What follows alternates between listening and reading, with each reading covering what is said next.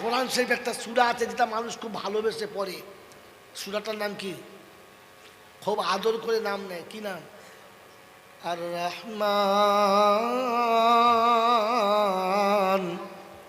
আল্লামাল কোরআন খালাকাল ইনসান আল্লামাহুল বায়ান। আছে না নাই? আছে, আছে। তো আল্লাহ বললেন আমি রহমান, শিখালাম কোরআন, বানালাম ইনসান। ভালো করে শোনেন, আমি যে আয়াতগুলো পড়েছি ঠিক পড়েছি না ভুল পড়েছি? জোরে বলেন। ঠিক পড়েছেন। বাচ্চারা একদম বলবি না, বুড়োদের বলতে বল। আমি যে আয়াত পড়েছি ঠিক পড়েছি না ভুল পড়েছি? আয়াতটা ঠিক আছে না ভুল?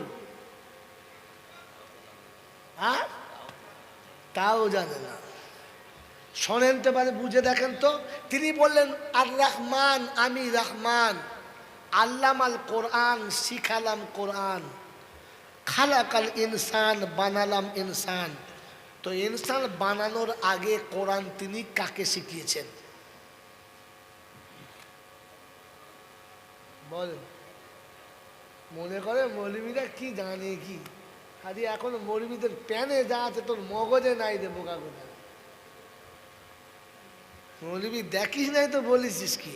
বলেন।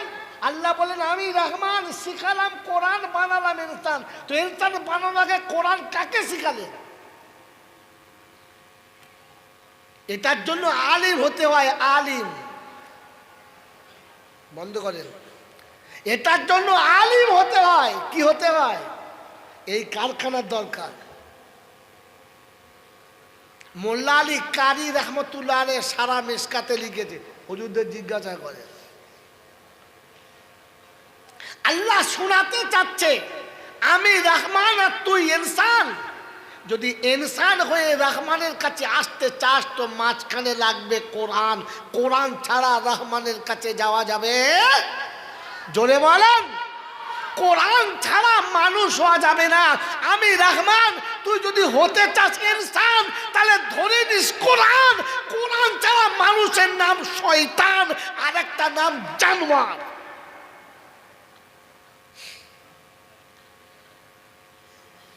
দেখাবো এবারে, হাতে কলমে দেখাবো। হ্যাঁ না বলেন? এই কথা বলেন না কেন আপনারা? আমি তো বলেছিলাম কোরআন বললে বুকের ওপর যাবে, সহ্য করতে পারবেন না, তো বলতে বলেছেন। দেখাবো কোরআন ছাড়া মানুষ মানে জানোয়ার। কথা বললে তাহলে দেখে নেন। মানুষের কাছে কোরআন এসেছে হিকমতওয়ালা কোরআন। মানুষ কোরআন পেয়ে তবে মানুষ হয়েছে। তো মানুষ ভাবতে পারে, জানোয়ারে ভাবতে পারে না। একটা যুবককে বলেন তোকে বিয়ে দেবো, তো ও ভাববে শালা আমি কি খাবার, বউ কি খাওয়াবো। হ্যাঁ না না? কুত্তা ভাবে? কথা বলে। কুত্তা জানে আমি যা খাই বউ তাই খাবে। হ্যাঁ না বলে? একটা মানুষ ভাবে আমি কি খাবো, বউ কি খাওয়াবো, 2 বছর বাদে পটাম করে আবার একটা হবে, ওটা কি খাবে। ভাবে না? ভাবে না? গরু ভাবে? হ্যাঁ, গরু ভাবে না। তো মানুষকে আল্লাহ ভাবার ক্ষমতা দিয়েছে। ভাবে যে মানুষ সে। কথা বুঝেছেন? কথা বুঝেছেন? জোরে বলেন বুঝেছেন?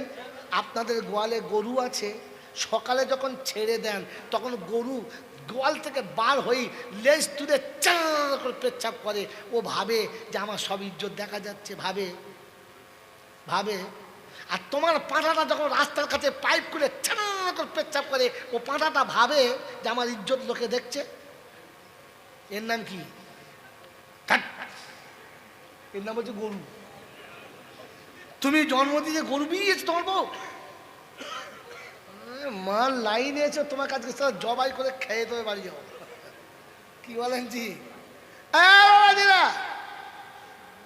ওই গরু যখন ছেড়ে মাঠে দেন তখন ওর খিদে লেগেছে, খাবে।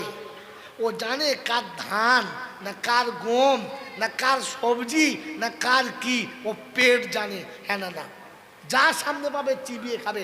ও ভেবে খায়, ও ভেবে খায়, ও খেয়ে ভাবে যে এটা খেলে মালিক আমার ওপরে রাজি হবে না নারাজ হবে। ভাবে, জোরে বলেন ভাবে? ভাবে না। খোদার কসম বলছে, যারা বসে আছেন সত্য কথা বলেন, সকালে ঘুম থেকে উঠে যখন কামাতে বার হই তখন ভাবি এটা হারাম না হালাল, এটা চলবে কি চলবে না, এই টাকা আমি আমার বাচ্চাকে খাওয়াতে পারি কি পারি না, এই মাল খেলে আমার আল্লাহ আমার উপরে রাজি হবে না নারাজ হবে। কখনো ভাবি তো আমার নাম কি? ওই আমার নাম কি? ছাগলের দরুদ শরীফ পড়ছে, ফেরেশতা বলছে ছিলে দেবো একদম। মানুষ হ তবে দরুদ পড়বি, ছাগল দরুদ পড়তে বলবে। আর আমার এখানে দাওয়াত হবে না, এই শেষ। কি দরুদ শরীফ পড়ছেন মনে করছে আমি ফেরেশতার বাচ্চা। বাবাজিরা, সকাল থেকে সন্ধ্যা পর্যন্ত ঘুরে ঘুরে খেয়ে দিয়ে ঘরে ছাগল যখন শোয়, অজু করে শোয় তো? বলো ভাই, ছাগল অজু করে শোয় তো? বলছে হ্যাঁ। কথা শোনো, মাল এখানে আছে না কোথায় আছে আল্লাহ